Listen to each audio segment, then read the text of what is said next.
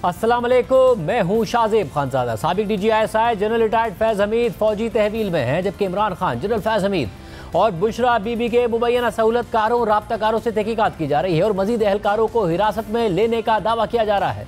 जबकि साबिक chief justice Saqib Nisar, जिनके हवाले से जनरल फैज़ हमीद की गिरफ्तारी के बाद से मुख्तलिफ खबरें सामने आ रही थी, उनका जनरल फैज़ हमीद से ताल्लुक़ पर मौक़िफ़ सामने आ गया है। वो मौक़िफ़ भी आपके सामने रखेंगे। इससे पहले आपको बताएं कि अडियाला जेल में इमरान खान के लिए सहूलतकारी और राब्ताकारी के इल्ज़ामात के तहत मजीद 6 एहलकारों को हिरासत में ले लिया गया है। जियो न्यूज़ के नुमाइंदे शबीर डार की खबर के मुताबिक सिक्योरिटी इदारे मजीद 6 जेल मुलाजमीन को हिरासत में लेकर पूछगछ कर रहे हैं, जिनमें 3 खवातीन भी शामिल हैं। ज़राए के मुताबिक ज़ेर हिरासत मुलाजमीन में एक स्वीपर, 2 लेडी वार्डन्स और CCTV कैमरों की निगरानी करने वाले 3 एहलकार शामिल हैं। इन मुलाजमीन के मोबाइल फ़ोन कब्जे में ले लिए गए हैं। ज़राए के मुताबिक खवातीन एहलकारों पर इल्ज़ाम है कि वो जेल में बुशरा बीबी और इमरान खान के दरमियान पैगाम रसानी करती थीं। इसके अलावा अडियाला जेल में निगरानी के लिए अफरादी क़ुव्वत में इजाफा कर दिया गया है। जबकि इस हवाले से BBC की खबर में लिखा है कि महकमा जेल खाना जात के एहलकार के मुताबिक मुलाजमीन को पहले से हिरासत में deputy superintendent jail Mohammad Akram और असिस्टेंट सुप्रिटेंडेंट बिलाल से तफ्तीश के नतीजे में हिरासत में लिया गया है। एहलकार ने दावा किया कि हिरासत में लिए गए मुलाजमीन से सिक्योरिटी इदारों की तफ्तीश जारी है, जिसमें अभी तक किसी सिविलियन इदारे के एहलकार को शामिल नहीं किया गया। खबर के मुताबिक साबिक डिप्टी सुप्रिटेंडेंट मोहम्मद अकरम कुछ दिन पहले मुबैना तौर पर लापता हो गए थे। ताहम महकमा जेल खाना जात के मुताबिक मज़कूरा जेल अफसर सिक्योरिटी इदारों की तहवील में हैं। वाज़ेह है कि कल Lahore high court Rawalpindi bench में मोहम्मद अकरम की बाजियाबी की दरख्वास्त पर समाअत हुई थी और पुलिस ने मोहम्मद अकरम से मुताल्लिक लाइल्मी का इजहार किया था, जिस पर अदालत बरहम हुई थी। और साथ ही मोहम्मद अकरम की वकील ने अदालत को बताया था कि उनकी गुमशुदगी का मुकदमा दर्ज नहीं किया जा रहा है, जिस पर अदालत ने दरख्वास्त गुजार को हुक्म दिया था कि थाना सदर बैरूनी में इंदराज मुकदमा की दरख्वास्त जमा कराएं, जिस पर आज मोहम्मद अकरम की अहलिया ने इंदराज मुकदमा की दरख्वास्त जमा करा दी है, जिसके मुताबिक गुज़िश्ता हफ्ते 2 अफराद ऑफिसर कॉलोनी में दाखिल हुए और मेरे खावंद को साथ ले गए। तब से मेरे खावंद मोहम्मद अकरम का कुछ पता नहीं लग सका। दूसरी जानिब कल editor investigation the news Ansar Abbasi ने अपनी खबर में बताया था कि हुक्काम ने जनरल फैज़ हमीद और साबिक चीफ जस्टिस साकिब निसार के दरमियान राब्तों की तस्दीक कर दी है। और आज अंसार अब्बासी ही की खबर के मुताबिक खुद जस्टिस साकिब निसार ने भी जनरल फैज़ हमीद से राब्तों का एतराफ़ कर लिया है। द न्यूज़ और जंग में शाया होने वाली खबर के मुताबिक साबिक चीफ जस्टिस साकिब निसार ने जनरल रिटायर्ड फैज़ हमीद से अपने राब्ते की तस्दीक कर दी है, लेकिन साथ ही 2 टोक अल्फाज में किसी भी गलत काम, 9 मई के वाक़यात या PTI की सियासत से किसी भी ताल्लुक़ की तरदीद कर दी है। साकिब निसार का कहना था कि मैं कसम खाकर कहता हूँ कि मेरा 9 मई PTI और उसकी सियासत से कोई ताल्लुक़ नहीं है। बैरून मुल्क से द न्यूज़ से बात करते हुए साकिब निसार ने कहा कि उमूमन उनके खिलाफ जो कुछ कहा जाता है और जो इल्ज़ामात आयद किए जा रहे हैं वो सब मुकम्मल तौर पर बेहुदा बातें हैं। मेरा जनरल फैज़ हमीद के किसी भी मामले से कोई ताल्लुक़ नहीं है, लेकिन उन्होंने वाज़ेह किया कि जनरल रिटायर्ड फैज़ हमीद के साथ उनका समाजी राब्ता है। साकिब निसार ने वजाहत की कि उन्होंने जनरल फैज़ हमीद की बेटी की शादी की तकरीब में शिरकत की थी और मुख्तलिफ मौक़े पर मामूल के मुताबिक नेक ख्वाहिशात और खुशगवार बातों का तबादला करते रहे हैं। साबिक चीफ जस्टिस ने कहा कि उनके और उनके ख़ानदान के शुमाली इलाक़ाजात के गुज़िश्ता दौरे के मौके पर जनरल रिटायर्ड फैज़ हमीद ने बड़ा ख्याल रखा था। साकिब निसार ने मजीद कहा कि जब वो चीफ जस्टिस सुप्रीम कोर्ट थे तो उस वक्त जनरल फैज़ हमीद उनके रजिस्ट्रार से मुलाकात करते थे और कभी कभार उन्हें फॉर आइज़ ओनली मैसेजेस भेजते थे। साकिब निसार ने वजाहत करते हुए कहा कि जनरल फैज़ हमीद ने उनसे कभी भी कोई गलत या गैर कानूनी चीज़ करने को नहीं कहा। साकिब निसार के मुताबिक जनरल फैज़ हमीद हमेशा उनका एहतराम करते थे और मेहरबानी करते थे। खबर के मुताबिक साकिब निसार ने वाज़ेह तौर पर इस बात की तरदीद की कि वो 9 मई PTI की सियासत या बाज़ अनासिर की जानिब से और सोशल मीडिया पर लगाए जाने वाले इल्ज़ामात में किसी भी तरह से मुलविस हैं। साकिब निसार ने कहा कि मुझे फ़िक्र करने की कोई ज़रूरत नहीं है, मैं 5 सितंबर को पाकिस्तान वापस आ रहा हूँ। खबर के मुताबिक साकिब निसार ने यह भी कहा कि गुज़िश्ता साल जब लाहौर में ज़मान पाक की सूरत हाल की वजह से एतजाज़ हसन को अपने घर पहुँचने में मुश्किलात पेश आई थी तो वो मेरे दफ्तर आते थे। एतजाज़ हसन के अलावा बाज़ औक़ात ख्वाजा तारिक रहीम भी मेरे दफ्तर आया करते थे, लेकिन ये राब्ता खालिसतन समाजी नोयत का था। साबिक चीफ जस्टिस साकिब निसार ये दावा कर रहे हैं कि उनका PTI से कोई ताल्लुक़ नहीं है, मगर कुछ अरसा पहले उनके बेटे नजम साकिब की ऑडियो सामने आई थी जिसमें वो मुबैना तौर पर तहरीक इंसाफ का टिकट दिलवाने पर अपने वालिद साकिब निसार को क्रेडिट दे रहे थे और 1 करोड़ 20 लाख रुपए का मुतालबा कर रहे थे। इसके अलावा जिससे साकिब निसार ने यह भी दावा किया कि उनके जनरल रिटायर्ड फैज़ हमीद से सिर्फ समाजी ताल्लुकात थे और उन्होंने कभी उनसे कोई गलत काम करने का नहीं कहा। मगर साबिक आर्मी चीफ और जनरल फैज़ हमीद के बॉस जनरल बाजवा तो ये कहानी बयान कर चुके हैं कि कैसे जनरल फैज़ हमीद ने ही चीफ जस्टिस साकिब निसार से एक गैर मामूली सियासी फैसला दिलवाया जिसके पाकिस्तान की सियासत पर गहरे असरात पड़े। मई 2017 में जिस वक्त जनरल फैज़ हमीद अपने ज़ाती फ़ायदे के लिए हाउसिंग सोसाइटी पर छापा पड़वा रहे थे, तो उन्हीं दिनों में नवाज शरीफ के खिलाफ पनामा का मामला सुप्रीम कोर्ट पहुंच चुका था। JIT नवाज शरीफ के खिलाफ तहकीकात कर रही थी और फिर JIT की रिपोर्ट की रोशनी में सुप्रीम कोर्ट ने नवाज शरीफ को नाअहल करार दिया। खुद इमरान खान ने बाद में तस्लीम किया कि JIT में फौज के 2 ब्रिगेडियर्स ने नवाज शरीफ को नाअहल कराने में अहम किरदार अदा किया। सिर्फ यही नहीं, जब नवाज शरीफ की नाअहली के बाद उनके और उनके खानदान के खिलाफ एहतसाब अदालत में रेफरेंसेस चलाए गए, तो सुप्रीम कोर्ट के हुक्म पर जस्टिस एजाजुल एहसन को उनके केसेस की निगरानी के लिए मॉनिटरिंग जज बनाया गया ताकि जल्द से जल्द केसेस पर सजाएं सुनाई जा सकें। जस्टिस एजाजुल एहसन ने मौजूदा चीफ जस्टिस जस्टिस काजी फायज ईसा के बाद चीफ जस्टिस बनना था, मगर जैसे ही उनके हवाले से कुछ इल्ज़ामात सामने आने लगे, क़यास सराइयाँ होने लगी, तो उन्होंने सामना करने के बजाय रवां साल जनवरी में अचानक इस्तीफ़ा दे दिया। और जहाँ 2017 में जनरल फैज़ हमीद नवाज शरीफ को नाअहल करवा कर सियासत से ही बाहर कराने में मसरूफ़ थे और हुकूमत के खिलाफ तहरीक लब्बैक के धरने में उनका किरदार सामने आ रहा था, तो वहीं जनरल फैज़ हमीद इमरान खान के लिए आगे का रास्ता हमवार कर रहे थे। खुद जनरल बाजवा के दावे के मुताबिक जनरल फैज़ हमीद ने चीफ जस्टिस साकिब निसार के जरिए इमरान खान को सादिक और अमीन करार दिलवाया, लेकिन आज साकिब निसार कह रहे हैं कि जनरल फैज़ हमीद ने उनसे कभी कोई गलत काम नहीं करवाया। 2017 में इमरान खान के खिलाफ सुप्रीम कोर्ट में आए इनके आर्टिकल 62-63 के तहत नाअहली का मुकदमा चल रहा था और इस बारे में 29 दिसंबर 2022 को जावेद चौधरी ने अपने कॉलम में जनरल बाजवा का मौक़िफ़ दोहराते हुए लिखा था कि इमरान खान ने जनरल बाजवा से मुकदमे में मदद मांगी। मियां नवाज शरीफ उस वक्त तक पनामा केस में डिस्क्वालीफाई हो चुके थे और इमरान खान की डिस्क्वालिफिकेशन सामने नजर आ रही थी। जनरल बाजवा ने DGC यानी मेजर जनरल फैज़ हमीद को इमरान खान की मदद की हिदायत कर दी। उनका ख्याल था कि एक वजीर आजम डिस्क्वालीफाई हो चुका है और अगर दूसरा इलेक्शन से पहले ही डिस्क्वालीफाई हो गया तो मुल्क कैसे चलेगा। जनरल फैज़ हमीद ने मुल्क के एक मशहूर वकील को अपना एलची बनाकर चीफ जस्टिस साकिब निसार के पास भिजवाया। ये वकील साहिब लाहौर में चीफ जस्टिस से मिले, इब्तिदाई बातचीत हुई। इसके बाद जनरल फैज़ हमीद और जस्टिस साकिब निसार की मुलाकात हुई। साकिब निसार इमरान खान और जहांगीर तरीन दोनों को बैक वक्त सादिक और अमीन डिक्लेयर करने के लिए तैयार नहीं थे। उनका कहना था कि मेरे साथी जज नहीं मानेंगे, आप दोनों में से किसी एक को बचा लें। फैसला हुआ कि सरेदस्त जहांगीर तरीन को कुर्बान कर दिया जाए, ताहम फ्यूचर में उनकी बहाली की गुंजाइश ज़रूर रखी जाए। इसके बाद चीफ जस्टिस को 2 वकील दिए गए। उन वकीलों ने इमरान खान और जहांगीर तरीन का फैसला लिखा। 15 दिसंबर 2017 को फैसला सुनाने का ऐलान हुआ और फिर इमरान खान सादिक को अमीन करार दिए गए, जबकि जहांगीर तरीन नाअहल कर दिए गए। इन बातों की इमरान खान के साबिक करीबी साथी ओन चौधरी ने हमारे प्रोग्राम में बात करते हुए ये तस्दीक की। जो सादिक व अमीन वाला फैसला है और जहांगीर तरीन को डिस्क्वालीफाई करने वाला फैसला है, उसमें जनरल कमर जावेद बाजवा का नाम आना, इमरान खान का जनरल बाजवा से मुलाकात के लिए जाना और जहांगीर तरीन ही उनको लेके गए थे, उसके बाद एक बैलेंसिंग एक्ट होना, कितनी सदाकत है इन सारी बातों में। जहांगीर तरीन साहब की नाअहली से पहले ही मुझे ये इल्म हो चुका था और बड़े पावरफुल क्वार्टर से इल्म हो चुका था कि जहांगीर तरीन साहब को डिस्क्वालीफाई किया जा रहा है और इमरान खान साहब को क्लियर किया जा रहा है। ये तयशुदा बात थी, इनको एनआरओ देना था और साकिब निसार साहब को जो भी जहाँ से इंस्ट्रक्शन मिली आपको पता ही, आप बता चुके हैं। जब आपको इक़्तिदार हासिल करना था, आपको तो किसी भी हद तक जाना पड़ता था, उनके घुटने पकड़ने पड़ते थे तो आप पकड़ने को तैयार हो जाते थे। ये मैं जानता हूँ इस चीज को कि कहाँ कहाँ मीटिंगें हुई, कब मीटिंग हुई, किस तरह मीटिंग हुई, कैसे मीटिंग होती थी, क्या होता था। ठीक है, ये कौम को पता चलना चाहिए कि आज जो बड़ी बड़ी बातें, बड़े बड़े दावे किए जा रहे हैं। मैं आज आपको एक और ब्रेकिंग न्यूज सुनाऊं शाहज़ेब भाई, आज तरीन साहब की रिव्यू पिटीशन को भी रिजेक्ट करवाने में डायरेक्ट साकिब निसार साहब को PM साहब का फोन जाता है कि ये रिव्यू पिटीशन आपने इसमें इनको रिजेक्ट कर देना है। आपके इल्म में है और आपने खुद ने जाती तौर पर यह बात देखी कि 2018 से पहले 16-17 के दौरान इमरान खान जनरल बाजवा से मुलाकात करने के लिए जाते थे? मैंने सच बोलना है, बिल्कुल जाते थे, क्यों नहीं जाते थे, झूठ क्यों बोलूं मैं। इसके अलावा साबिक चीफ जस्टिस साकिब निसार ये दावा भी कर रहे हैं कि उनका PTI की सियासत से कोई ताल्लुक नहीं है, मगर उनके बेटे नजम साकिब की गुज़िश्ता साल की 2 मुबैना ऑडियोज़ मौजूद हैं, जिनमें से एक ऑडियो में नजम साकिब PTI के टिकट होल्डर अबू ज़र से मुबैना तौर पर यह गुफ्तगू कर रहे हैं कि उनके वालिद यानी साकिब निसार ने उन्हें टिकट दिलवाने के लिए बहुत मेहनत की है, लिहाजा वो साकिब निसार से मुलाकात के लिए आ जाए। जी सर, अस्सलाम वालेकुम सर। जी सर, हाँ जी, ये आपके एफर्ट सारे रंग ले आए हैं सर। मुझे इन्फॉर्मेशन आ गई हुई है। अच्छा सर, हाँ जी, तो अब बताएं अब क्या करना, क्या अब अभी टिकट तो छपवा रहे हैं, पहले ये छाप देना, ये इसमें लेट ना करें, टाइम बहुत थोड़ा है। बस बाबा को मिलने आ जाए शुक्रिया अदा करने के लिए, और कुछ हाँ ऑब्वियसली, क्या सी बात कर रहे हैं। वो आ जाएंगे 11 बजे तक ऑफिस, 11 बजे तक ऑफिस आ जाएंगे, उनको टिकट डालने आ जाएंगे बस।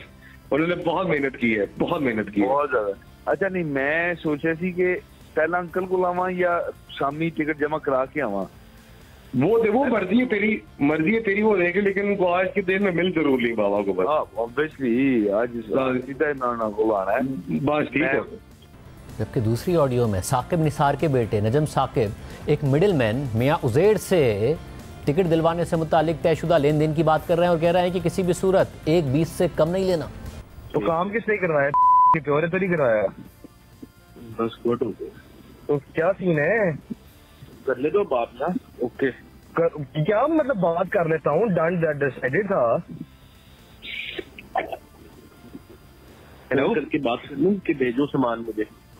सामान भेजो नहीं, 1.20 से नीचे ना लेना तो मैं टांगे तोड़ दूंगा यार। तुम फिर फोन पे बातें कर रहे हो कि यार उजैर मतलब कि मेरे तो कोई इतना इशू हुई नहीं, 1.20 से नीचे ना लेना उससे।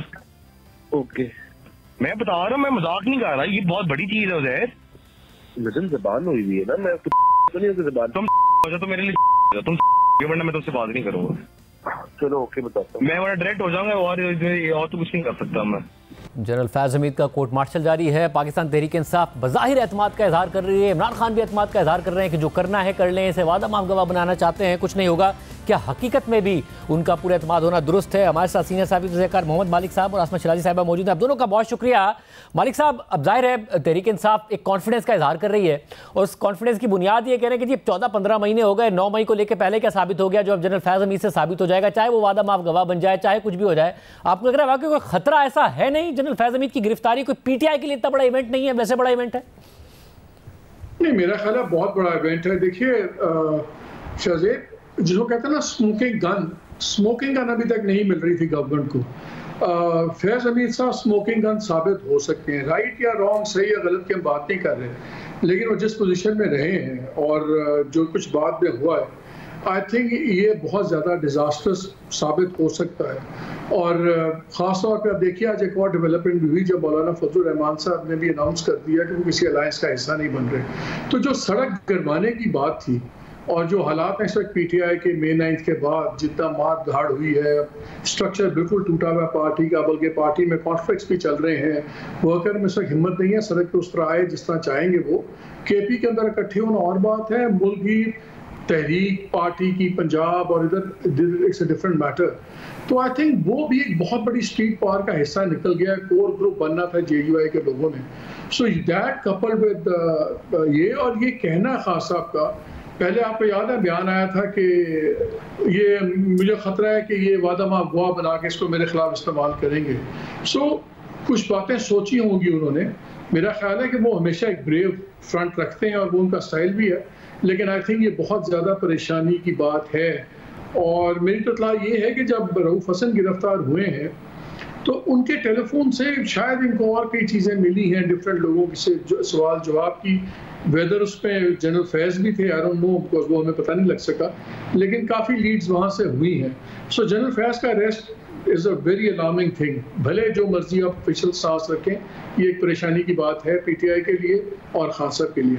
आसमा, आप क्या कहिएगा? बहर अडियाला में भी काफ़ी गिरफ्तारियां हो रही हैं, हिरासत में लिए जा रहे हैं, लोग गुमशुदा हो रहे हैं, वहाँ पर भी क्रैकडाउन है। आपको लग रहा है कि महज खबरों की हद तक बड़ी बात है, वाकई फ़र्क नहीं पड़ेगा जिस तरह इमरान खान कॉन्फिडेंस का इजहार कर रहे हैं, अब खतरा है? जिस खतरे और खदशे का इजहार जो खुद खान साहब ने किया है कि मुझे मिलिट्री कोर्ट में ले जाया जाएगा और जनरल फैज़ जो हैं वो वादा माफ गवाह बन सकते हैं, तो मेरा ख्याल है कि ये खदशा उनको बिल्कुल दुरुस्त है। हमारी इत्तलात हैं इस वक्त वो हैं तो आर्मी की कस्टडी में, लेकिन उनके साथ उनसे पूछताछ भी हो रही है, लेकिन कोई उनके ऊपर कोई टॉर्चर नहीं हो रहा और वो बहुत सारी चीज़ों में कोऑपरेट कर भी रहे हैं। इसी वजह से मेरा ख्याल है कि बहुत सारा नेटवर्क जो है वो पकड़ा जा रहा है। आज भी आप देखें कि 6 लोग जो है वो पकड़े गए हैं और वो इसी तरह मुख्तलिफ जगहों के ऊपर, जैसे आपने देखा होगा जो कमिश्नर रावलपिंडी का मामला था उसके अंदर भी ताने बाने जो है मिलते हैं। तो ब्यूरोक्रेसी के अंदर भी बहुत सारे लोग हैं जो कि मज़ीद गिरफ्तार हो सकते हैं या गिरफ्तार हो सकते हैं। इसी तरह से जो जजेस हैं उनके हवाले से भी बहुत सारी चीज़ें जो हमें जो इत्तला है वो सामने और मंजर आम पर आ सकती हैं, और सहाफ़ियों के हवाले से भी, क्योंकि ये पूरा शाज़िब एक नेटवर्क था जो कि काम कर रहा था। और ये नेटवर्क कब से नहीं था, ये तकरीबन कोई 6-7 साल इसके ऊपर इन्वेस्टमेंट की गई है। वैसे तो इन्वेस्टमेंट पुरानी थी, लेकिन जब ये DGC थे और उसके बाद वो फिर DGISI हुए, तो ये पूरा एक नेटवर्क जो है वो तरतीब पाया गया था और ये सहूलतकार नेटवर्क था फॉर इमरान खान साहब और ख़ुद जनरल फैज़ और इसके साथ साथ जनरल बाजवा। ये बाद में ठीक है पोस्ट रिटायरमेंट की जो बातें अब हो रही हैं उसके अंदर 9 मई का वाक़या है जो कि बहुत बड़ा वाक़या है, लेकिन ये कोई अनयूजुअल बात है, ये कोई यूजुअल बात नहीं है, कोई आम सी बात नहीं है कि एक 3 स्टार जनरल जो है उससे इन्वेस्टिगेशन हो रही है, उसके लिंक्स पता चल रहे हैं, वो जेल के अंदर नेटवर्क है, वो जेल के बाहर नेटवर्क है, वो ब्यूरोक्रेसी के अंदर नेटवर्क है, वो जजों के अंदर नेटवर्क है, क्योंकि बहुत सारी हायरिंग्स भी इस दौरान में हुई और आपने शौकत अजीज सिद्दीकी साहब का अगर आपको मामला, वो तो बिल्कुल ओपन सीक्रेट है कि उन्होंने आके कह दिया कि किस तरह से 2 साल की मेहनत की बात की गई। तो मेरा ख्याल है कि ये कोई इतनी आसान बात नहीं है जिस तरह से फौज इस वक्त डील कर रही है। उसकी वजह ये कि खुद फौज के अंदर भी पहले उस सारे मामला को ठीक करना, रिटायर्ड लोगों से बात करना, अपने अंदर अगर कोई दूसरी राय थी उसको ख़त्म करके आगे बढ़ना, तो उसके बाद ये फैसले हुए हैं। ये एकदम से फैसले नहीं हुए और ज़ाहिर है ये एकदम ख़त्म भी नहीं होंगे, इसको थोड़ा वक्त भी लगेगा। और मालिक साहब अगर ज़ाहिर जो भी बात आएगी वो आला अदालतों में चैलेंज होगी। अगर इमरान खान साहब तक नौबत आती है, जो इतलात आ रही हैं कि फ़ौज में बगावत कराने के इल्ज़ाम भी में भी इनका कोर्ट मार्शल हो सकता है जनरल फैज़ हमीद का, उसे क्या ऐसा सबूत मिल जाएगा कि कोई इतराफ़ी बयान दे भी दें जनरल फैज़ हमीद कि इमरान खान को लिंक किया जा सके कि उस साजिश का इमरान खान भी हिस्सा थे, हालांकि खुद ही इस खौफ का इज़हार ज़रूर करें इमरान खान साहब के उन्हें मिलिट्री कोर्ट में हो सकता है, मगर ये आला अदालतों में रह पाएंगी बातें? ये बड़ा इंटरेस्टिंग एंगल है शाहजेब, क्योंकि आला अदालतों में बहुत बड़ी चेंज हो रही है। अगर सज़ा होती है, फॉर एग्जांपल हम अज्यूम कर लें 1 मिनट के लिए कि मिलिट्री कोर्ट पे चले जाते हैं, सज़ा भी हो जाती है। एक पहली अपील आपकी इस्लामाबाद हाई कोर्ट पे आप आते हैं, वहाँ पे चीफ जस्टिस साहब का बेंट ऑफ माइंड हमें पता है, लेकिन 8 में से 6 जजेस का बेंट ऑफ माइंड भी हमें पता है। सुप्रीम कोर्ट में चेंज ऑफ गार्ड हो जाएगा अक्टूबर में, और ज़ाहिर है ये चीज़ें उसके बाद की होने वाली बातें हैं। सो ये बड़ा इंटरेस्टिंग सिचुएशन होगी। अगरचे May 9 ड्रॉप सीन होगा तमाम मामला का, और शायद पीपल्स पार्टी और PMLN इसी चीज़ की उम्मीद में बैठे हुए हैं कि May 9 में ऐसी डेवलपमेंट हो जाए ट्रायल में, सज़ाओं में, कि इमरान खान को साइड कर दिया जाए, बिल्कुल साइडलाइन हो जाए, पाबंद सलासल हो जाए। लेकिन जो कोर्ट सिनेरियो है और ख़ास तौर पे जो कॉन्फ्लिक्ट चल रहा है बिटवीन जुडिशरी एंड इंस्टीट्यूशन, अगर वो सॉर्ट आउट ना हुआ तो फिर शायद ये May 9 का जो ड्रॉप सीन, अगर स्टेज 1 में बड़ा सख्त फैसले भी आ जाएं और लगे ये कि जी Imran Khan is done and dusted, मेरा नहीं ख्याल कि he be done and dusted, फिर रिलीफ उधर से आ जाएगी और आ भी सकती है। सो ये अब सबके लिए एक बड़ा एक फ्लूइड सीन है इस वक्त, बिल्कुल फ्लूइड सीन है। और एस्टैब्लिशमेंट को भी, गवर्नमेंट को भी ये सोचना होगा कि अगर 3 मुखी लड़ाई चल रही है तो वो कहीं भी किसी भी तरफ जा सकती है। तो May 9 डिसाइसिव फैक्टर है, लेकिन क्या एवरलास्टिंग फैक्टर है, इस स्टेज पे नहीं। ये बड़ी अहम बात है। आप अस्मा इस पे हवाले से क्या कहिएगा? ज़रा हायर कोर्ट्स में, सुप्रीम कोर्ट में चेंज ऑफ गार्ड भी होना है, इस सारे मामले में क्या बहुत कोई लॉन्ग टर्म असरात हो सकते हैं PTI इमरान खान के लिए?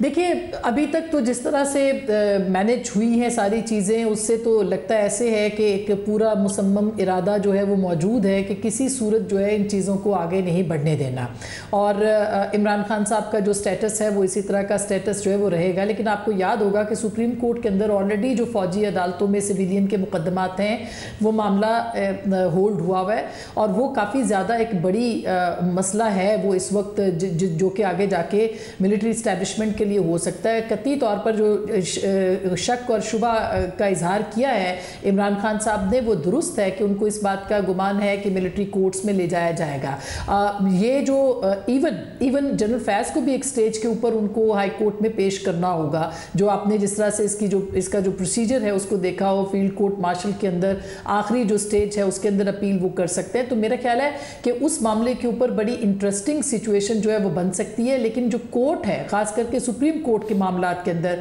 पिछले 2 दिनों में आपने देखा होगा कि इस्लामाबाद के अंदर बड़ी अनयूजुअल चीज़ें हुई हैं। रेड जोन के अंदर लोगों का पहुंचना, चीफ जस्टिस के खिलाफ मामलात का होना, तो ये बहुत सारी कड़ियाँ जो है एक दूसरे के साथ जो है वो जुड़ी हुई हैं, और इस मामले के ऊपर एक फ़िज़ा जो है वो बनाई जा रही है। अब ये किस तरफ लेके जाएगी, ये किस डेडलॉक की तरफ लेके जाएगी? अभी तो बहुत सारे जो जजेस हैं वो छुट्टियों पे हैं, वो वापस आएंगे और उनके साथ भी जो मामलात हैं वो तय होने हैं। तो ये अभी जो 3 मुखी लड़ाई की बात है, ये चौमुखी लड़ाई जो है वो बन जाएगी, क्योंकि इसमें और बहुत सारे अवामिल जो हैं वो ऐड होते चले जाएंगे, इस बात का शुबा है।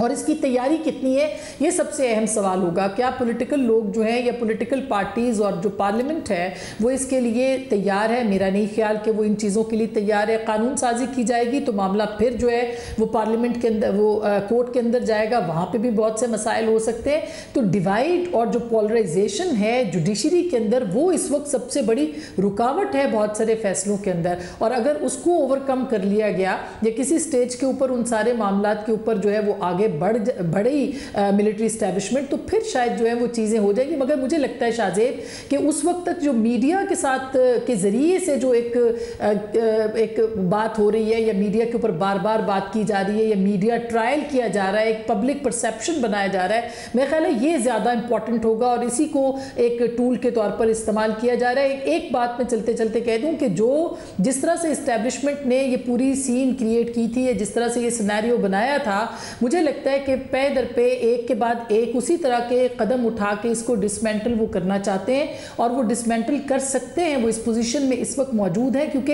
ये सब बुत उनके अपने हाथों के तराशे हुए हैं। और मलिक साहब, आपने बड़ी अहम बात की थी जब इमरान खान पैगाम भेज रहे थे मुज़ाकरात का, तो आपने कहा एक तो मैसेंजर भी नहीं है इमरान खान के पास, और जो खुद वो मैसेज भेज रहे हैं उसमें जो अल्फाज का चुनाव है वो ऐसा है कि इससे कोई मुज़ाकरात का रास्ता निकलेगा नहीं। मगर जब जनरल फैज़ की गिरफ्तारी होती है, फिर जो मामलात हो रहे हैं, आपको लगता है इमरान खान कुछ और अंदाज में बहुत सॉफ्ट होकर भी मैसेजिंग करते हैं, कोई मैसेंजर भी बीच में होते हैं, तब भी दूसरी तरफ फैसला किया जा चुका है, जो बात कर रही हैं आसमा के इस मामले से किस तरीके से निमटना है, बेशक वो सॉफ्ट जबान का भी इस्तेमाल करते हैं। आई थिंक फैसला तो किया जा चुका है बिकॉज इस वक्त एग्जिस्टेंशियल थ्रेट है। फौजी इदारे के सरबराह भी हैं, चाहे आप चीफ जस्टिस ऑफ पाकिस्तान है, चाहे इमरान खान है, तीनों का एग्जिस्टेंशियल थ्रेट है, इसलिए फैसले तो हुए हुए हैं। लेकिन मैं एक बात आपको बता दूं, मेरा एनालिसिस ये है कि जो इस वक्त कॉन्फ्लिक्ट चल रहा है हायर जुडिशरी का, बल्कि जुडिशरी हायर क्या, जब आपके मुल्क में ड्यूटी जज फैसला दे दे सनम जावेद जैसे हाई प्रोफाइल केस पे, तो आपको नजर आ जाता है कि ऊपर से नीचे तक जुडिशरी कहाँ खड़ी हुई है। तो मैसेजिंग बड़ी क्लियर है। आई थिंक अगर जुडिशरी और इंस्टीट्यूशन का कॉन्फ्लिक्ट खत्म ना हुआ, आप भले सजाएं दे दें, मिलिट्री कोर्ट से भी सजाएं दे दें, वो सजाएं लास्ट नहीं करेंगी। फिर क्या पॉलिटिकल सिनेरियो होगा, वो एक बहुत बड़ा अनप्रेडिक्टेबल सिनेरियो होगा। इसलिए ये 3 मुखी लड़ाई अफोर्ड नहीं कर सकता। इंस्टीट्यूशन को कम अज कम जुडिशरी के साथ कोई एक वर्किंग अरेंजमेंट का रीसेट बटन दबाना पड़ेगा। द वे थिंग्स आर, ये 9 मई की अगर सजाएं हो भी गई तो आपकी कोई चीज सेटल नहीं हो पाएगी। तो मालिक साहब, उस सूरत में फिर सिस्टम खतरे में पड़ता है या कोई एक स्टेक होल्डर खतरे में पड़ता है?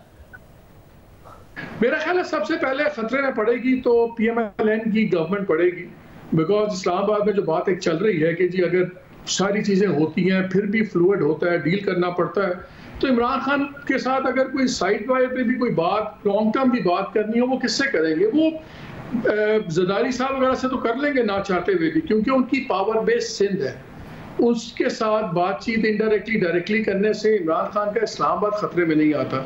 लेकिन वो पंजाब की तो बैटल ग्राउंड है उनकी और शरीफ की, वहां पे तो किसी किस्म का कॉम्प्रोमाइज वो कर ही नहीं सकते। तो वो सिंध से बात कर सकते हैं कि सेंटर इस्लामाबाद में क्या होगा। इसलिए शायद फर्स्ट कैजुअलिटी हो तो वो ये चेंज ऑफ टॉप लीडरशिप का चेंज हो सकता है, क्योंकि अगर वो भी नहीं होता तो फिर 9 मई की अगर आप पे वर्डिक्ट हो नहीं रह सकते और आप पॉलिटिकली नहीं रह सकते, तो फिर या तो सिस्टम को आप लपेट दें या फिर आपको को एग्जिस्ट करना पड़ेगा। तो को एग्जिस्टेंस से पहले तो फिर Peoples Party is in a better position to talk to Imran Khan and others than Nawaz Sharif. अब आप आसमा बताइएगा, स्टेक होल्डर खतरे में पड़ते हैं, नून लीग खतरे में पड़ती है, या फिर इस वक्त सिस्टम भी खतरे में पड़ सकता है इस सारी सिचुएशन में? देखिए, इर्तिकाई अमल है और एक एक कदम सबको ही पीछे हटना पड़ेगा। किसी एक स्टेज के ऊपर ये सब चीज़ें अनडू करके इस्टेब्लिशमेंट को भी ये कहना पड़ेगा कि उनका सियासत में कोई किरदार नहीं है, मगर वो कितना जल्दी है और कितना देर से है इसकी असेसमेंट करना बहुत मुश्किल है। वो एक खदशा हो सकता है कि उससे पहले एक घुमसान करन पड़े इदारों के बीच में, चूँकि एक महाजराई जो है वो शिद्दत इख्तियार कर सकती है। लेकिन पॉलिटिकल पार्टीज़, देखिए मुझे नहीं लगता कि इस वक्त का जो सेटअप है इसको किसी किस्म का कोई ख़तरा है। हाँ, हो सकता है कि जुडिशरी से कोई ख़तरा आगे जाके हो जाए, लेकिन वो भी एक्शन के जो कलदम करने के हवाले से जो एक इमरान खान साहब बात करते हैं और इसके साथ साथ पीटीआई बात करती है, उसके कोई इम्कानात अगर होते हैं तो उसके ऊपर भी, उसमें भी सिस्टम जो है वो एक टेक्नोक्रेटिक सेटअप की तरफ बढ़ सकता है, वो इंतखाबात की तरफ बढ़ता हुआ दिखाई नहीं देगा। और अनफॉर्चुनेटली हमारे सामने बहुत सारे प्रेसिडेंट्स आ भी गए हैं, हम एक कंट्रोल डेमोक्रेसी के अंदर हैं और यही जो है वो कॉन्टिन्यूटी एक हाइब्रिड से हाइब्रिड प्लस जो है वो चलती आ रही है। तो मुझे नहीं लगता कि सिस्टम इससे ज़्यादा, और सिस्टम क्या उनके लिए डिलीवर करेगा, कितना एक कंप्लायंस के साथ ये सिस्टम चल रहा है, और इसकी इससे ज़्यादा कोई बेहतर सूरत हाल हो नहीं सकती कि सामने जो है वो एक पॉलिटिकल सेटअप है। लेकिन जहां पार्लियामेंट की बात है, देखिए इस पूरी लड़ाई का जो अंजाम होगा वो पाकिस्तान के सियासतदानों को ही करना चाहिए, और पार्लियामेंट के अंदर ये पोजीशन मौजूद है। पीपल्स पार्टी आज भी कह रही है कि हम ये प्लेटफॉर्म जो है वो दे सकते हैं, प्रेसिडेंट जरदारी आज भी कहते हैं कि हम सबको इकट्ठे बिठा सकते हैं। तो जो बिल्कुल अभी मालिक साहब ने बात की, पीपल्स पार्टी एक अपॉर्चुनिटी का दरवाज़ा खोल सकती है और ये चीज़ें आगे जाके, लेकिन उस सूरत में कि इमरान खान साहब जो है वो टेबल पे आए, वो बात करें सियासी लोगों के साथ, वो किसी नुमाइंदे के साथ बात करने की बजाय पॉलिटिकल लोगों के साथ पार्लियामेंट के अंदर बात करें। बहुत शुक्रिया तज़िया नाज़रीन, आपने सुना। और दूसरी तरफ नैब ने इमरान खान के खिलाफ तोशाखाना का एक और रेफरेंस दायर कर दिया है और उन पर तोशाखाना से मुतालिक बनने वाले केसेस की मजमूई तादाद 3 हो गई। इससे पहले तोशाखाना के 2 केसेस में इमरान खान को सजाएं हो चुकी हैं, जो बाद में इस्लामाबाद हाई कोर्ट ने मुअत्तल कर दी थी और फिर एक और केस बना दिया गया। सबसे पहले अगस्त 2022 में उस वक्त की हुक्मरान इत्तेहाद PDM में शामिल जमातों के अरकान कौमी असम्बली ने तोशाखाना से मिलने वाले तहाइफ असासों में ज़ाहिर ना करने पर स्पीकर को इमरान खान के खिलाफ दरख्वास्त दी थी, जिस पर स्पीकर कौमी असम्बली आजा परवेज़ अशरफ ने इमरान खान की नाअहली के लिए इलेक्शन कमीशन को रेफरेंस भेजा था। और फिर अक्टूबर 2022 में इलेक्शन कमीशन ने इस रेफरेंस में इमरान खान के खिलाफ फैसला सुनाते हुए उन्हें 5 साल के लिए नाअहल कर दिया था और साथ ही उनके खिलाफ फौजदारी कार्रवाई का रेफरेंस सेशन कोर्ट को भेज दिया था। और फिर 5 अगस्त 2023 को सेशन कोर्ट इस्लामाबाद के जज हुमायूं दिलावर ने इमरान खान को तोशाखाना केस में 3 साल कैद की सज़ा सुना दी, जिसके बाद इमरान खान को ज़मान पाक लाहौर से गिरफ्तार कर लिया गया था। लेकिन 29 अगस्त को इस्लामाबाद हाई कोर्ट ने इस केस में इमरान खान की सज़ा मुअत्तल कर दी थी, ताहम उनकी नाअहली बरकरार रही। इसके बाद 19 दिसंबर 2023 को नैब ने इमरान खान और बुशरा बीबी के खिलाफ तोशाखाना का एक नया रेफरेंस दायर कर दिया था, जिसमें उन पर सऊदी वली अहद शहजादा मोहम्मद बिन सलमान से मिलने वाली ज्वेलरी को कम कीमत पर अपने पास रखने का इल्ज़ाम आयद किया गया था। और फिर 9 जनवरी 2024 को इस रेफरेंस में इमरान खान और बुशरा बीबी पर फर्द जुर्म आयद कर दी गई। और 31 जनवरी को आम इंतखाबात से चंद दिन पहले जो 3 फैसले आए, उसमें एहतसाब अदालत का ये फैसला भी शामिल था, जिसमें दोनों को 14-14 साल कैद की सज़ा सुना दी गई और साथ ही इमरान खान और बुशरा बीबी को 10-10 साल के लिए नाअहल कर दिया गया। मगर 1 अप्रैल को इस्लामाबाद हाई कोर्ट ने तोशाखाना के इस केस में भी सज़ा मुअत्तल करने का हुक्म दे दिया। इसके बाद 13 जुलाई को नैब ने इमरान खान और बुशरा बीबी को इद्दत में निकाह केस ख़त्म होने के फौरी बाद तोशाखाना के एक नए रेफरेंस में गिरफ्तार कर लिया और इसके बाद से इमरान खान और बुशरा बीबी नैब के रिमांड पर थे और गुज़िश्ता रोज़ दोनों का 11 रोज़ा जिस्मानी रिमांड मुकम्मल होने पर उन्हें एहतसाब अदालत में पेश किया गया, जिसके बाद अदालत ने दोनों मुल्ज़िमान को 14 रोज़ा जुडिशल रिमांड देते हुए उन्हें अडियाला जेल में रखने का हुक्म दे दिया। जबकि आज ये खबर सामने आई है कि इस केस में नैब ने इमरान खान और बुशरा बीबी के खिलाफ रेफरेंस दायर कर दिया है। इमरान खान और उनकी अहलिया बुशरा बीबी के खिलाफ तोशाखाना का नया रेफरेंस सऊदी वली अहद शहजादा मोहम्मद बिन सलमान की जानिब से दिए गए ज्वेलरी सेट के हवाले से दायर किया गया है। रेफरेंस के हवाले से तफसीलात जानते हैं जियो न्यूज़ के नुमाइंदे अरफा फिरोज। अरफा फिरोज, बहुत शुक्रिया मुझे ज्वाइन करने के लिए। फिर तोशाखाना, फिर एक और केस, एक और रेफरेंस, क्या इस हवाले से तफसीलात है? देखिए, पहले तो ये बताते चलें कि ये तोशाखाना रेफरेंस है कौन सा। आपको याद होगा कि इद्दत का केस जिसमें सजा जो है वो खत्म कर दी गई थी, बरी कर दिया गया था बानी पीटीआई और बुशरा बीबी को, उसके फौरन बाद उसी दिन गिरफ्तारी डाली गई थी नैब की जानिब से। जो नैब की जानिब से गिरफ्तारी डाली गई थी वो एक्चुअली इसी रेफरेंस में डाली गई थी और इसमें तकरीबन जो वो 37 दिन का जिस्मानी रिमांड भी बुशरा बीबी और बानी पीटीआई का नैब ने लिया था। अडियाला जेल में वो सारी जिस्मानी रिमांड की समातें चली थी और फिर जुडिशल जो है उनको कर दिया गया था। तो आज ये नया तोशाखाना रेफरेंस यानी कि तोशाखाना रेफरेंस 2 आप इसको कह सकते हैं, वो मंजर आम पर आया है। और ये इस बार पहले जो इससे था वो क्राफ्ट ज्वेलरी जो थी सऊदी अरब वली अहद जो थे उन्होंने दी थी, अब जो है वो बल्गारी की ज्वेलरी जो वो सामने आई है। और मैं आपको ये भी बताता चलूं कि बल्गारी के जो डायमंड्स और सिल्वर ज्वेलरी है वो बहुत ही ज्यादा कीमती होती है, उसकी बहुत ज्यादा कीमत होती है। तो ये अब सामने आई है, इसकी जो कीमत तकरीबन लगाई गई है वो बल्गारी की जो ये ज्वेलरी कंपनी थी उसने सऊदी वली अहद को जो दी थी, तकरीबन 3 लाख यूरोस के एवज जो है वो दी थी। और जो नैब का रेफरेंस है उसमें जो इसकी कीमत आई है वो तकरीबन 7.5 करोड़ के आसपास आई है। और जो तोशाखाना का एक तरीकेकार होता है कि 50% आपने अदायगी करनी है, उसके बाद आपने लेना है, तो तकरीबन 3.5 या आप 3 करोड़ के आसपास इसकी कीमत जो वो कर सकते हैं। लेकिन जो वही इल्जाम इन पे लगा है, कुछ चीजें जो वो रिपीटेड है इसमें जो नैब की जानिब से की गई हैं। इवन के जो इल्जाम था लास्ट तोशाखाना रेफरेंस में भी कि इसकी कीमत तो लगवाई गई थी लेकिन इसको तोशाखाना में जमा नहीं करवाया गया था। उसी तरह की जो इल्जाम है वही अब तोशाखाना रेफरेंस 2 में भी लगाया गया है कि कीमत तो डिप्टी सेक्रेटरी मिलिट्री सेक्रेटरी ने लगवाई थी लेकिन इसको जो है वो जमा नहीं करवाया गया था।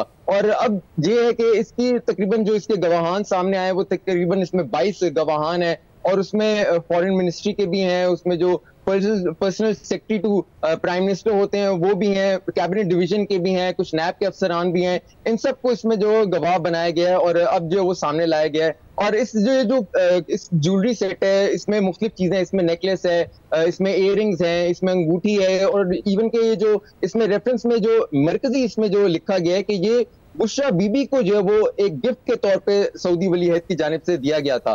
और मैं शाजिब खानज़ादा आपको ये भी बताता चलूं कि ये इट्स नॉट द एंड, ये जो रेफरेंस का सिलसिला है ये अभी मजीद भी आगे चलेगा क्योंकि हमारी नैब ज़राए से बात हुई और उन्होंने ये कहा कि जो इमरान खान और बुशरा बीबी हैं उनको तकरीबन जो दौरे हुकूमत था वज़ारत उज़्मा का उसमें 58 गिफ्ट जो है वो वसूल इन्होंने किए थे। 108 गिफ्ट्स इनको मिले थे और 58 इन्होंने जो है वो अपने पास रखे थे। और अभी जो रेफरेंस आया जो क्राफ्ट ज्वेलरी का इससे पिछले था वो एक तोशाखाना रेफरेंस था, अब ये बलगारी की ज्वेलरी का एक आया है। अब जो हमारे ज़राए कहते हैं नैब के कि उन्होंने उनके मुताबिक के मजीद भी रेफरेंस जो वो आ सकते हैं। और आगे ये भी है कि ये जो ज्वेलरी जो उनकी कीमतें हैं वो भी कोई कम कीमत नहीं है, बहुत कीमती ज्वेलरी जो है वो इनको इमरान खान और बानी जो बुशरा बीबी हैं इनको मिले हैं। जो इन्होंने तरीकेकार जो एक तोशाखाना में जमा करवाना और फिर वापस उससे हासिल करना वो इन्होंने जो है वो नहीं किया। तो यही जो एक इल्जाम था वही रिपीट हो रहा है। और ये इस हवाले से बता रहे हैं फिर इल्जाम रिपीट हो रहा है। अब देखते हैं इस रेफरेंस का क्या हाल होता है। जहाँ एक तरफ इमरान खान और बुशरा बीबी के खिलाफ एक नए तोशाखाना रेफरेंस की खबर सामने आई, वहीं दूसरी जानिब बुशरा बीबी को एक बड़ा रिलीफ भी मिल गया है। रावलपिंडी की इंसदादी दहशतगर्दी अदालत ने 9 मई के 12 मुकदमात में बुशरा बीबी के जिस्मानी रिमांड की इस्तदा मुस्तरद करते हुए उन्हें इन मुकदमात से डिस्चार्ज कर दिया है। और इस हवाले से बुशरा बीबी के वकील नईम हैदर पंचोदा ने कहा कि अदालत ने सबूत ना होने की वजह से बुशरा बीबी को 9 मई के 12 मुकदमात में बरी कर दिया है। जबकि बैरिस्टर सलमान सफदर ने कहा है कि इस फैसले का असर इमरान खान के केसेस पर भी पड़ेगा। इनके पास कोई एविडेंस ही नहीं है, तो शवाहिद ना होने की बुनियाद के ऊपर कोई एविडेंस नहीं मिलती, इनकी माँ का रोल वो नहीं बनता। उस बुनियाद के ऊपर आज अल्हम्दुलिल्लाह बुशरा बीबी साहबा को 12 मुकदमात में डिस्चार्ज कर दिया गया। आज के फैसले का इमरान खान के ट्रायल पर कितना फर्क पड़ेगा? फर्क पड़ता है जी, फर्क तो पड़ता है। कॉमन सेंस की बात है, 2 लोग अगर मिलके साजिश करते हैं और एक को आज बरी कर दिया है तो ये फर्क पड़ता है।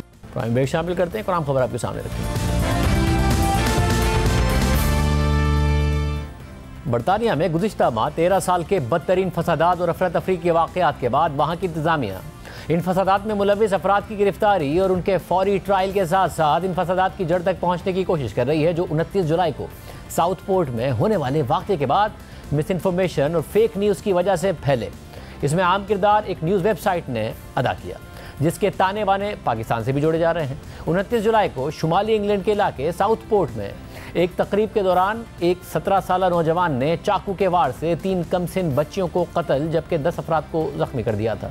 इस वाक़े के कुछ देर बाद पुलिस ने मुलजिम को गिरफ्तार कर लिया, लेकिन इस वाक़े को सोशल मीडिया पर गलत रंग देते हुए इसे एक मुसलमान पनाह गुज़ीन के हाथों कत्ल का रंग दे दिया गया। और फिर देखते ही देखते चैनल 3 नाउ नामी एक वेबसाइट ने इस गलत खबर को मज़ीद हवा देते हुए हमलावर को एक फ़र्जी मुसलमान नाम भी दे दिया और ख़बर में लिखा कि वो शख्स गुज़िश्ता साल ही कश्ती के ज़रिए बरतानिया आया था और बरतानवी इंटेलिजेंस एजेंसी की वॉच लिस्ट पर था। ये एक ख़बर बरतानिया में मुस्लिम मुखालिफ मुजाहिरों और इश्तियाल अंगेज़ी के वाक़यात की वजह बन गई, जिसमें सैकड़ों अफराद को गिरफ्तार किया जा चुका है, सज़ाएँ सुनाई जा चुकी हैं। और इस वक्त जहाँ बरतानिया में इन फसादात में मुलविस अफराद के ख़िलाफ़ कार्रवाइयों का सिलसिला जारी है, वहीं इस सिलसिले में आज FIA ने लाहौर में फरहान आसिफ नामी एक शख्स को गिरफ्तार किया है, जिसका ताल्लुक चैनल 3 नाउ नामी वेबसाइट से बताया जा रहा है। DIG ऑपरेशन फैसल कामरान के मुताबिक डिफेंस से एक शख्स फरहान आसिफ को हिरासत में लिया गया है।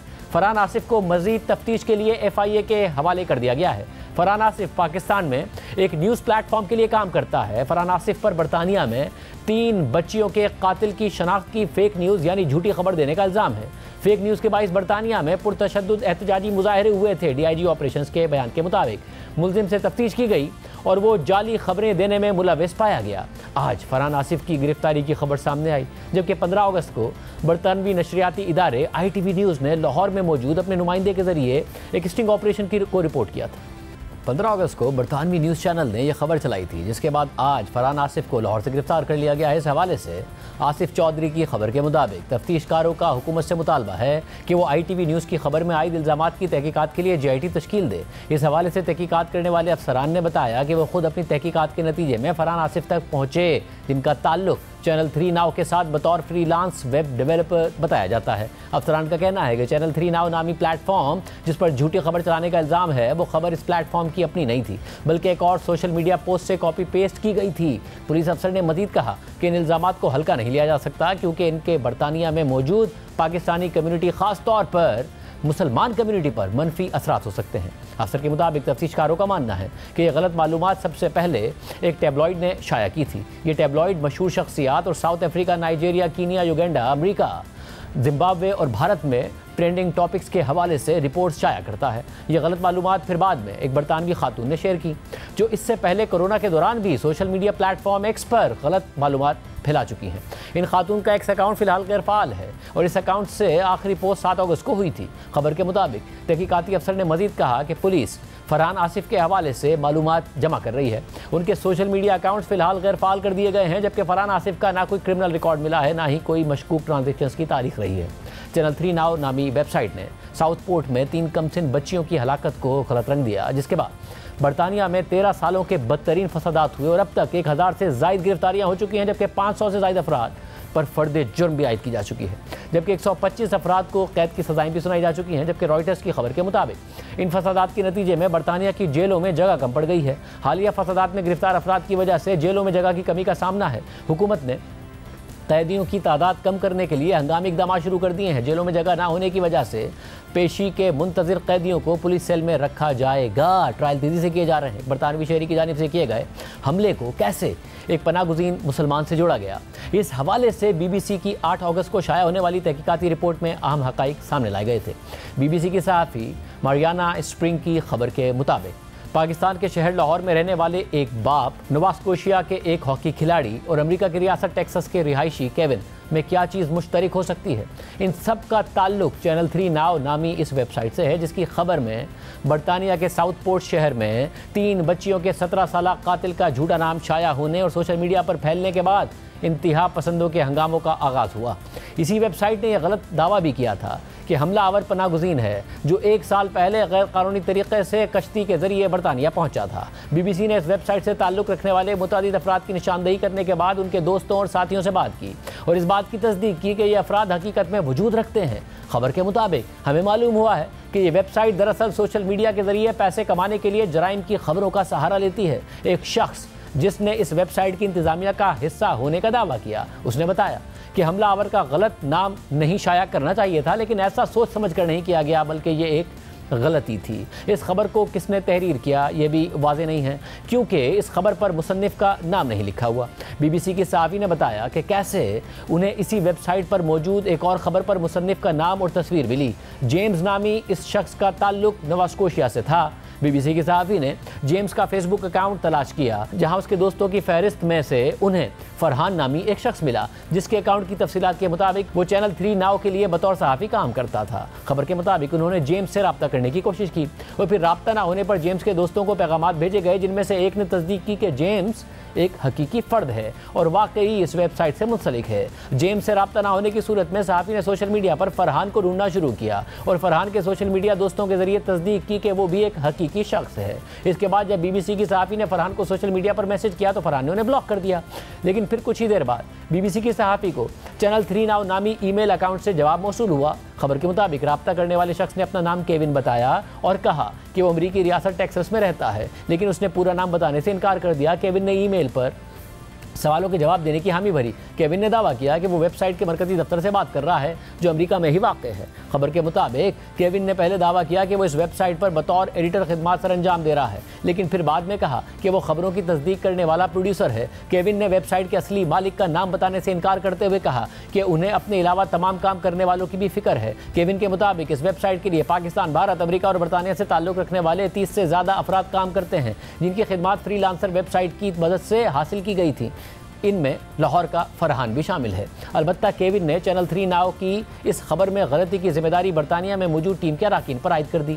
कुछ अरसा पहले इस चैनल पर पाकिस्तान से मुतालिक मवाद शाया होने लगा था, जहां फरहान रहता है, जबकि खुद वेबसाइट के मुताबिक इसके लिए काम करने वालों का भी पाकिस्तान से ताल्लुक है। केविन ने दावा किया कि हमें खुद मुख्तार डिजिटल मीडिया हैं जो दुनिया भर की खबरें शाया करते हैं। केविन ने मजीद कहा कि उनकी वेबसाइट कमर्शियल है जो पैसे कमाने के लिए ज़्यादा से ज़्यादा खबरें शाया करने की कोशिश करती है। इस वेबसाइट पर मौजूद ज़्यादा खबरों का बज़ाहिर हवाला मुसद्दिका ज़राए से ही लिया गया जो अमेरिका में होने वाले जराइम और ट्रैफिक हादसात के बारे में थी। अलबत्ता वेबसाइट ने साउथपोर्ट के हमलावर समेत डोनाल्ड ट्रंप को कत्ल करने की कोशिश करने वाले शख्स के बारे में भी गलत और झूठी मालूमात शाया की थी। केविन के मुताबिक साउथपोर्ट की खबर शाया करने के बाद वेबसाइट का यूट्यूब चैनल और मुतादिद फेसबुक पेजेस मुअत्तल हो चुके हैं। अलबत्ता एक्स पर मौजूद अकाउंट अभी भी फ़ाल है। केविन ने मजीद कहा कि साउथपोर्ट वाक़े के बाद हंगामों और सोशल मीडिया पर आने वाले तूफान की जिम्मेदारी सिर्फ एक छोटे से एक्स अकाउंट पर आयद नहीं की जा सकती। खबर के मुताबिक केविन का दावा किसी हद तक दुरुस्त भी है, लेकिन उनकी गलत खबर झूठी अफवाहें फैलाने वालों का जरिया ज़रूर बनी। कई सोशल मीडिया सारिफीन इस वाक़े और इसके बाद फैलने वाले फसादात के बारे में मालूमात की मदद से अपने सारिफीन की तादाद को लाखों तक पहुँचा चुके हैं। सोशल मीडिया प्लेटफॉर्म एक्स पर इश्तिहारात के जरिए आमदनी की पॉलिसी के तहत ब्लू टिक वाले सारिफीन भी इसका एक हिस्सा हासिल करने के हकदार होते हैं। तकरीबन 5 लाख सारिफीन या फॉलोअर्स रखने वाले लोगों के मुताबिक अगर उनका मवाद 10 लाख लोग देखें तो वो सिर्फ उस एक पोस्ट से 10 से 20 डॉलर्स कमा लेते हैं। ऐसे में बहुत से लोग जो गलत मालूमात फैला रहे हैं उनकी हर इनफरादी पोस्ट को देखने वालों की तादाद 10 लाख से ज़्यादा थी, जिसको कई बार शेयर भी किया गया था। एक्स के अलावा दीगर सोशल मीडिया प्लेटफॉर्म्स भी अपने सारिफीन को अपनी वेबसाइट के जरिए पैसे कमाने का मौका देती हैं, लेकिन यूट्यूब, टिकटॉक और इंस्टाग्राम समेत फेसबुक ने माजी में अपने ज़ाब्तों के तहत गलत मालूमात फैलाने वाले अकाउंट्स को मुअत्तल भी किया है या उनकी आमदनी को रोका भी है। अलबत्ता एक्स ने अब तक ऐसे कोई ज़वाबित नहीं बनाए हैं। इन हंगामों के बाद बरतानवी सियासतदानों की जानिब से सोशल मीडिया प्लेटफॉर्म से मुतालबा किया जा रहा है कि वो कवानीन को सख्त बनाए, लेकिन बरतानिया में हाल ही में मुतारिफ करवाया जाने वाला ऑनलाइन सेफ्टी बिल आज़ादी इजहार राय पर मुमकिन कदगनों के खदशे के पेश नज़र गलत मालूमात की तशहीर पर खामोश है। खबर के मुताबिक चैनल 3 नाउ के लिए काम करने वाले और गलत मालूमात शाया करने वाले बैरून मुल्क मुक़ीम हैं तो उनके खिलाफ कार्रवाई करना बहुत पेचीदा मामला है। ऐसे मवाद का मुकाबला सिर्फ सोशल मीडिया कंपनियां ही कर सकती हैं। आज के प्रोग्राम में इतना ही दीजिए। अल्लाह।